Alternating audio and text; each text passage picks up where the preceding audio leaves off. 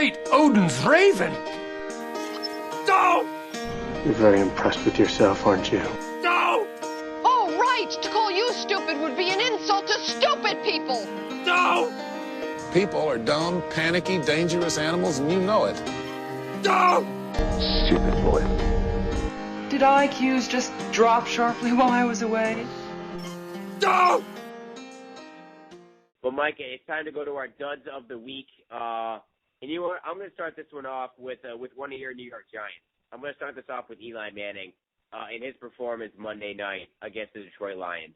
Now, obviously, I think it goes without saying that our dud of the week would be Roger Goodell, the NFL, Ray Rice, so many people involved in the situation. But we already spent lengthy time talking about that. So this is strictly not Ray Rice related duds of the week, for me at least. And I'm going with Eli Manning of the New York Giants. 18 for 33 passing, 163 yards, 2 interceptions. One of them was just absolutely horrendous.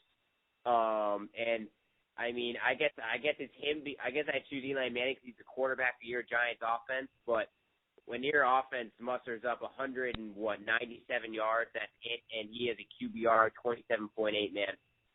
Dude, I didn't see pretty much anything positive from the Giants except for one good scoring drive. Otherwise, that offense, man, I'm sorry. I am so sorry.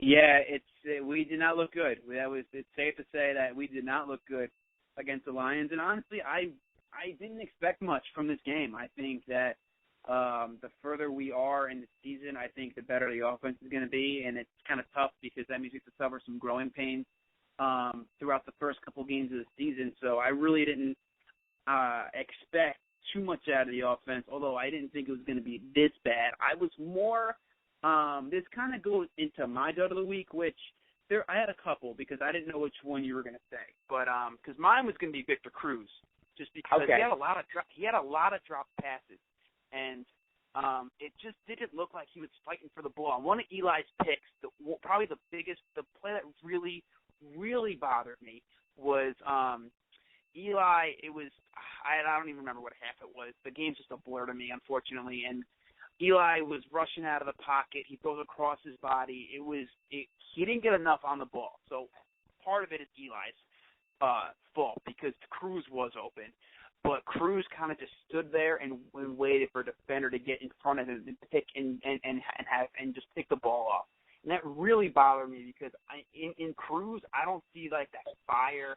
I don't see that heart that everyone kind of loves Cruz for. And he dropped too many passes that were there that Eli threw to him and hit him in the hands, just dropped.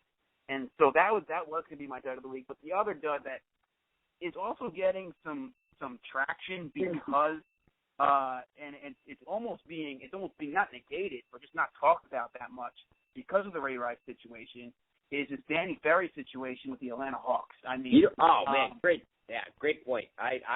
It stood my mind. Not so much I'm talking about this Ray Rice thing. That whole entire situation stood my mind.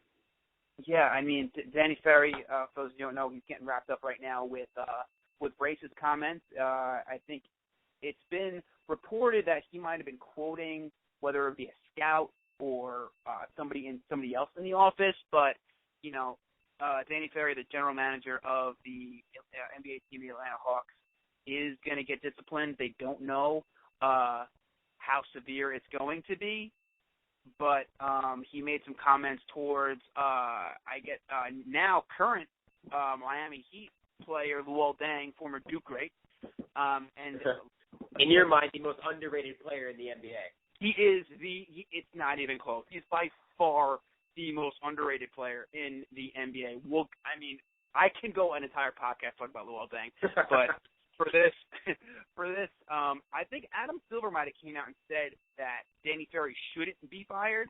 But it was true that the Hawks co-owner with Danny Ferry, I think it's Michael Guerin, I think that's his name. He wanted Danny Ferry dismissed over these comments. So that's my dud of the week, only because you saw what happened with Donald Sterling and how, especially in the media today, everything comes out eventually. You know, you can't slip things under the rug anymore. So, which is, I mean, it in the grand scheme of things is good because things get out, nobody can lie anymore. You know what I mean? So if you're Danny Ferry, it's gonna come out. So if this is what you said, you knew somebody was going to find out eventually. It didn't work out for Donald Sterling. It's not working out for Roger Goodell, and it's not working for Danny Ferry right now. So that is also my dud of the week. Yeah, that's a very good point. Again, it completely slips my mind that even happened because I'm so involved in this Ray Rice thing. Granted, I'm a much bigger NFL fan than NBA fan, but that whole entire situation, those comments, should not be ignored at all. So very, very good point there. Very, very good point. But we're going to actually...